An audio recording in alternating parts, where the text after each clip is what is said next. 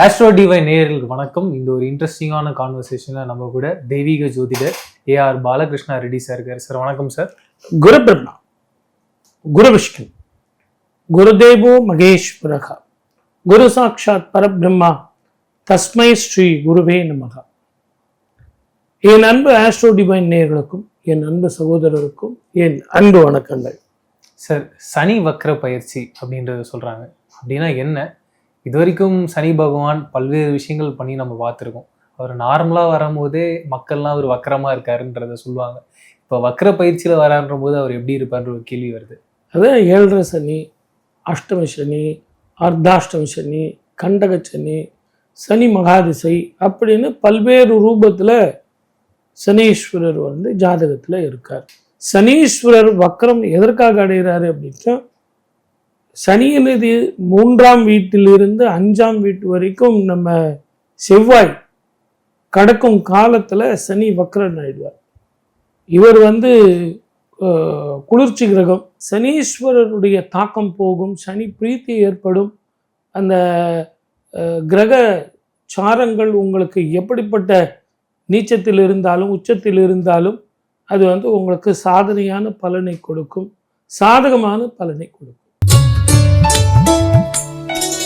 மீன ராசிக்கு சனி வக்ர பயிற்சி எப்படி இருக்க போகுது? அருமையாக இருக்கும் சார். நிறைய ஆப்பர்ச்சுனிட்டிஸ், வீட்டுக்கு அது தட்டும், வேலை வாய்ப்பு, வியாபாரம், புதிய தொழில், புதிய லாபம். சார் 7.5 சனியாச்சே சார், என்ன இப்படி சொல்கிறீங்களேன்னா, அது வக்கரமாயிதான்.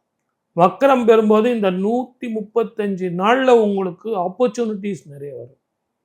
படிக்கிறவங்களுக்கு புதிய கோர்ஸு, புதிய யூனிவர்சிட்டியில் ஆப்பர்ச்சுனிட்டிஸ், அதனால் கேம்பஸ்லேயே உங்களுக்கு ஜாப்.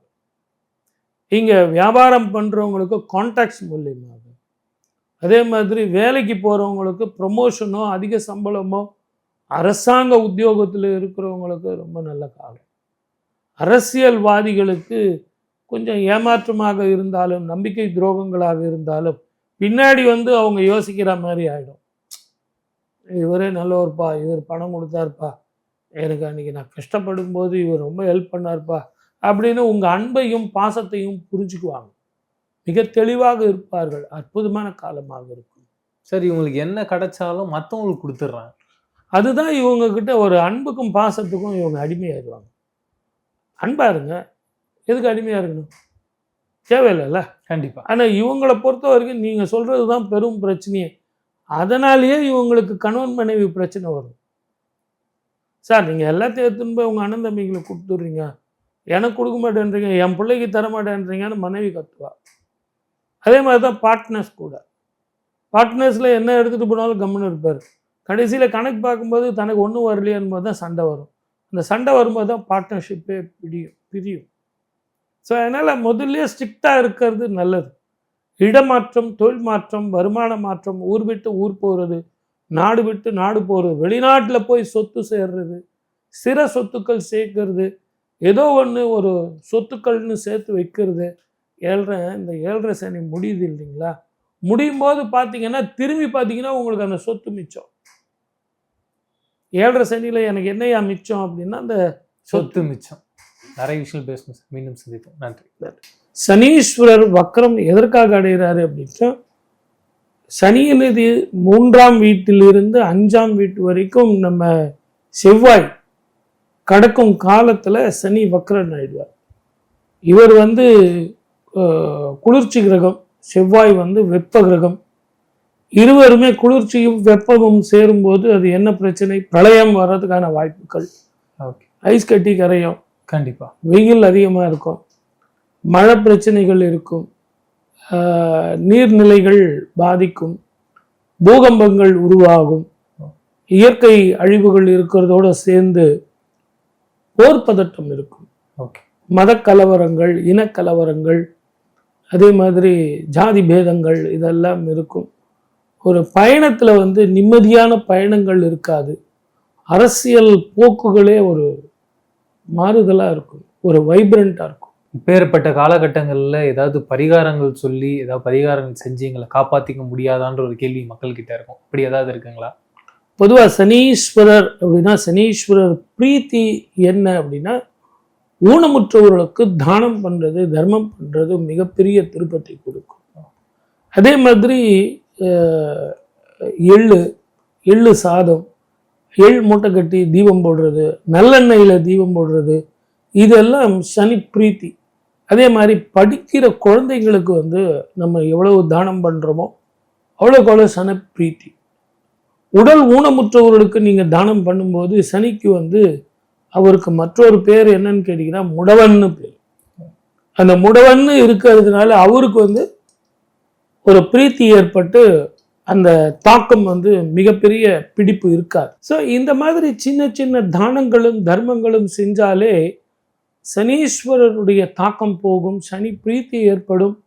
அந்த கிரக சாரங்கள் உங்களுக்கு எப்படிப்பட்ட நீச்சத்தில் இருந்தாலும் உச்சத்தில் இருந்தாலும் அது வந்து உங்களுக்கு சாதனையான பலனை கொடுக்கும், சாதகமான பலனை கொடுக்கும். அப்படின்னா என்ன? இது வரைக்கும் சனி பகவான் பல்வேறு விஷயங்கள் பண்ணி நம்ம பார்த்துருக்கோம். அவர் நார்மலாக வரும்போதே மக்கள்லாம் அவர் வக்கரமாக இருக்காருன்றத சொல்லுவாங்க. இப்போ வக்கர பயிற்சியில் வரான்ற போது அவர் எப்படி இருப்பார்ன்ற ஒரு கேள்வி வருது.